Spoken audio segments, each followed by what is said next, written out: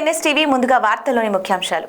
ఈ రోజు social justice for world human rights council Nizamabad జిల్లాలో సామాజిక సేవ చేయాలని దృక్పథంతో సభ్యులుగా చేరిన వారికి బాల్య వివాహాలను అరికట్టడం, అంటరానితనం నిర్మూలన, బాల కార్మికుల నిర్మూలన, యువత మత్తుకు చిత్తు, ప్రభుత్వ పాఠశాలలో తరగతుల నిర్వహణ, ప్రభుత్వ వసతి గృహాలలో భోజనం మెనూ ప్రకారం అందిస్తున్నారా లేదా, అవినీతి అక్రమాలను అరికట్టడం, లంచగొండితనాన్ని నిర్మూలించడం, స్త్రీలను కాపాడుకుందాం, ఆత్మహత్యల నిర్మూలన, బడుగు బలహీన వర్గాల ప్రజల వారికి సామాజిక న్యాయం జరుగుతుందా లేదా అనే పలు అంశాలపై నిజామాబాద్ కార్యాలయం నందు ఈరోజు జాతీయ స్థాయి, రాష్ట్ర స్థాయి ప్రతినిధులు, కొత్త కమిటీ సభ్యులకు అవగాహన సదస్సు నిర్వహించి సమాజానికి మరింత సేవా కార్యక్రమాలు చేయాలని అవగాహన సదస్సు నిర్వహించారు.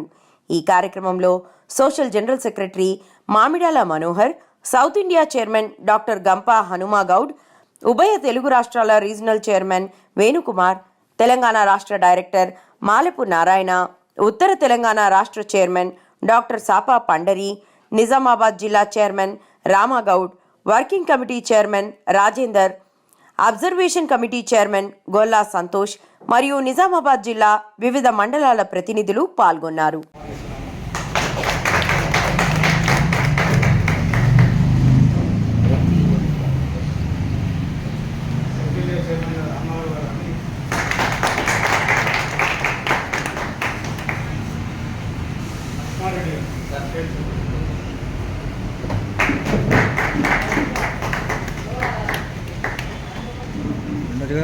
సార్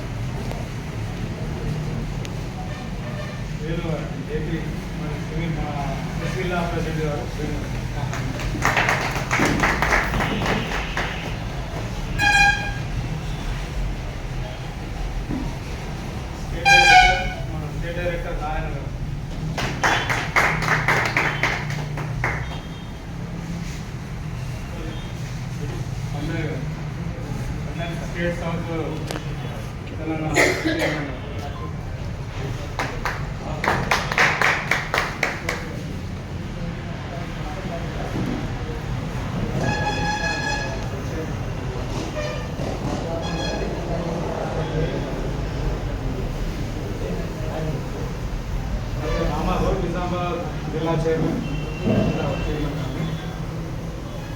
ఒకరు వచ్చి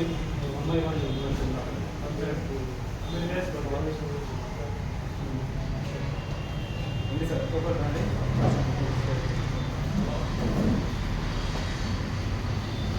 నమస్కారం, నా పేరు రాజేంద్ర ప్రసాద్, రామరాజు సిరికొండ మండలం, సిరికొండ విలేజ్. గత 15 years నుంచి నిజామాబాద్ టౌన్ ఉంటున్నాను. గౌరవంలో వన్ ఆఫ్ ది పార్ట్నర్. ఈ సంవత్సరం నుంచి హ్యూమన్ రైట్స్లో కొత్తగా మన గౌరవాలు నాకు వర్కింగ్ కమిటీ చైర్మన్గా ప్రయత్నించాలండి. ఆ పాత్రకి న్యాయం చేస్తారని మీ అందరి సహకారంతో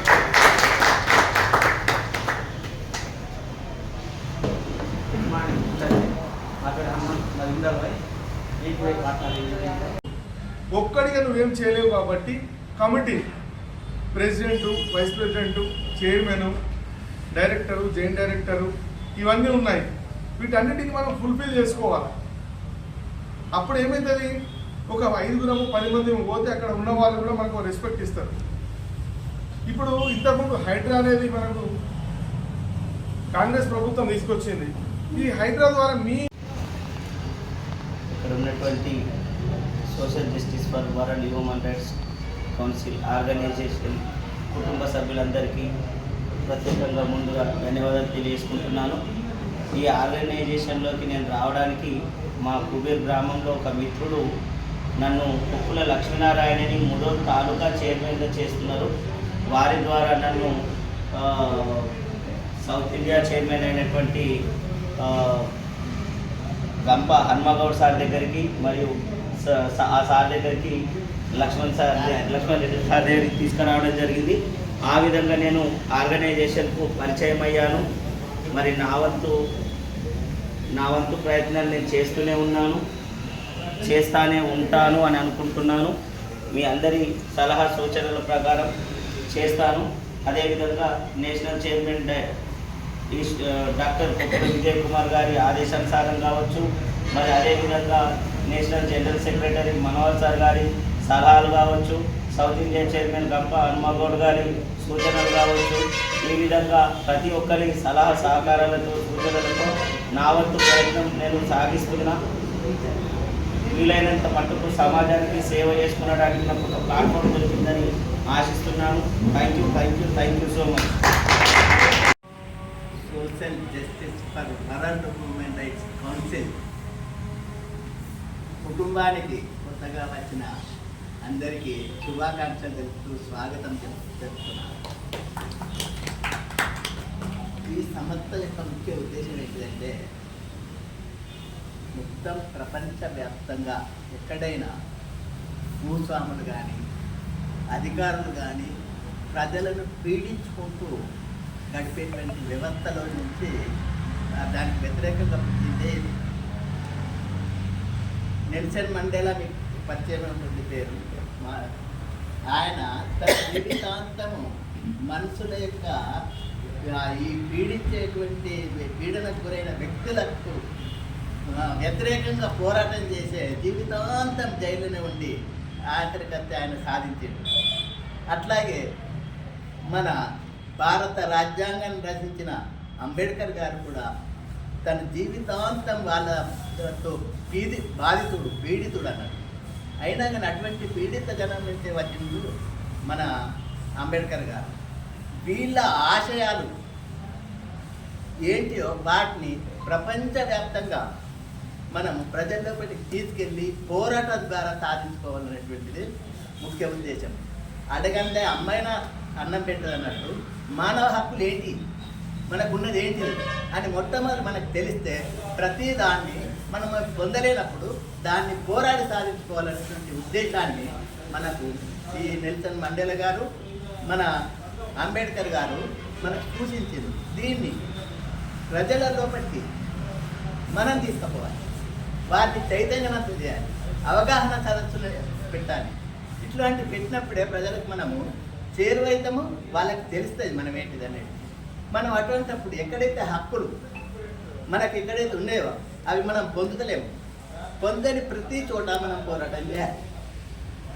ఇటువంటి దాన్ని మనం ప్రజల్లోకి తీసుకెళ్ళి ఎక్కువ మంది సభ్యులను చేసి ఒక 5, 6 ప్రతి చోటికి వెళ్ళండి. అక్కడ ఏం నష్టం జరుగుతున్నది, ఏది మనం అనుభవిస్తలేము, ఏది మనకు హక్కులు ఉన్నాయి, వాటిని సాధించుకోవడానికి పోరాడాలి.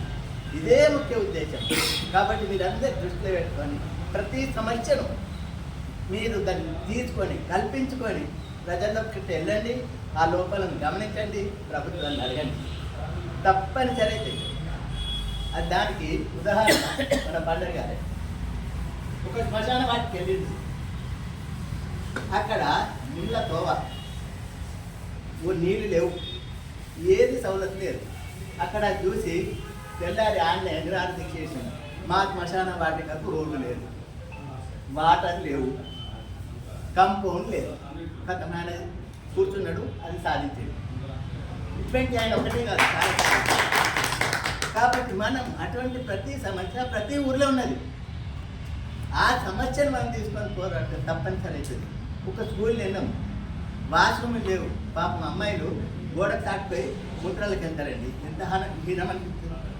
మీరు అది గుర్తించి అనుకోండి, వెంటనే విద్యాధికారి దగ్గరికి వెళ్ళి ఇది ఫలానా లేదు, మీరు కట్టింది, లేకపోతే నేను ఎన్నుంటా తిండి తినా. మిమ్మల్ని చూసి 10 మంది ముందరికి వస్తారు, వీళ్ళు కూడా దాన్ని వేస్తారు. ఆటోమేటిక్గా విద్యాధికారి అంటాడు, అవసరమైతే కలెక్టర్ కూడా అంటాడు. మొదలు మనం దృష్టిలో సమస్యలను తీసుకుని సాధించడానికి చేస్తే తప్పనిసరి అవుతాయి. కాబట్టి వీటి మీద దృష్టిని పెట్టండి అని అందరినీ కోరుతూ సెలవు చేస్తాను.